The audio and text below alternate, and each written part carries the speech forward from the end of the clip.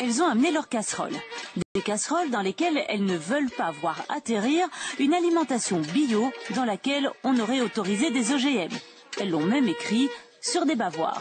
C'est la symbolique, aussi pour les enfants, les futures générations, nos enfants, il faut qu'ils aient au minimum la qualité dans leur assiette, quoi. Si ces manifestants sont venus dans le quartier européen, c'est parce que les ministres de l'Agriculture doivent décider s'ils vont suivre le projet de la Commission européenne sur le bio. La Commission propose en effet d'autoriser la présence d'OGM dans le bio à hauteur de 0,9% sans que cela soit signalé. Les agriculteurs bio n'en veulent pas, les consommateurs non plus. Si on ouvre cette porte, si on se laisse, si on se permet cet écart, pour moi c'est foutu. C'est la porte ouverte à la cochonnerie qui nous tuera. Il n'y a pas d'autre mot. Mais le projet de la Commission a été approuvé.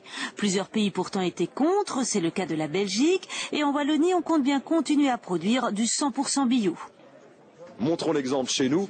Malgré le laxisme européen, et je le regrette parfaitement, parce que c'est un mauvais signal donné, et c'est un manque de cohérence aussi au niveau européen, entre la politique environnementale et la politique agricole. En Wallonie, une pétition avait rassemblé plus de 70 000 signatures, et le Parlement européen avait lui aussi dit tout le mal qu'il pensait de cette proposition, mais rien, absolument rien, n'y a fait.